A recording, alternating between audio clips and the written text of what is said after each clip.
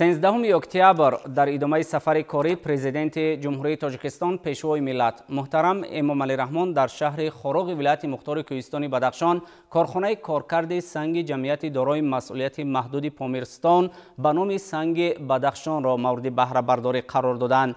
کارخانه مذکور با خرج 7 میلیون سومانی سرمایه داخلی بنیاد یافته هنگام اجرای کارهای ساختمانی زیاده از 50 نفر با کار تامین بودند.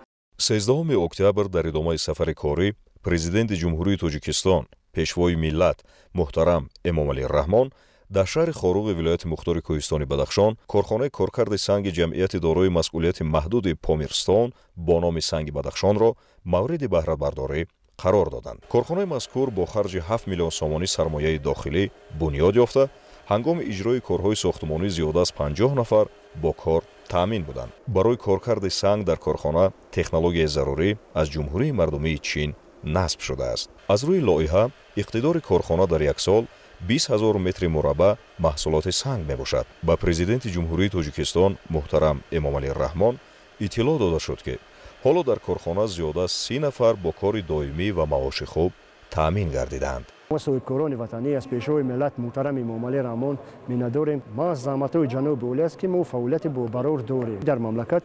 شماره کارخانه صنعتی می‌افزاید. این همش از سیاست پیشوای ملت است. همچنین گفته شد که در آینده نزدیک طبق نقشه در کارخانه شماره کارگران تا به 100 نفر رسانیده می شود. اشیای خام کارخانه از حساب ثروت‌های داخلی تامین گردیده این روند معرفی محصولات استحصال وطنی آماده نمودن متخصصان و بلند برداشتن مهارت کسبی آنها مساعدت خواهد کرد. ضمن بازدید از کارخانه سنگ بدخشان پیشوای ملت محترم امامعلی رحمان به صفت محصولات آن دقت مخصوص دادند. اطلاع داده شد که در کارخانه سنگ خارا و یا گرانیت که از کوههای بدخشان گرفته می شود مورد کارکرد قرار می گیرد. صفت اولین درجه سنگ مذکور قبل از کارکرد از نگاه متخصصان بلند ارزیابی می شود.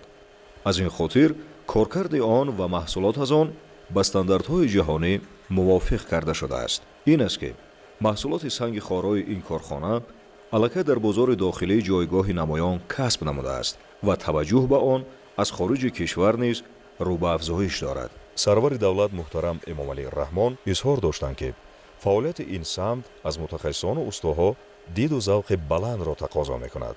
از این رو متخصصان باید پیوسته دانش‌ها و مهارت و ملکه خود را صیقل دهند. من خدایبرد فرگین از ناحیه مرغاب دیهای قراکل هستم و من امروز بسیار خوشحال هستم که در کارخانه کارکرد سنگ در شهر خوروغ کار کرده ایستادم و معاش خوب میگیرم. با محترم پیشوای ملت میnnadاری خود را میرسانم که چنین شرایط‌ها را به ما معین نمودند.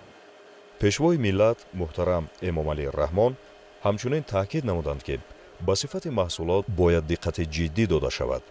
لازم به یادآوری است که در شرایط امروزه برای ساختمان انشاءات تعیینات گوناگون توجه به محصولات از سنگ زیاد است. از این رو با دستگیری حکومت کشور شماره چنین کارخانه‌ها زیاد می‌گردد. در حدود ولایت این علاقه سومین کارخانه کارکرد سنگ به شمار می‌رود. در مقیاس جمهوری باشد شماره چنین کارخانه‌ها به 16 رسیده است.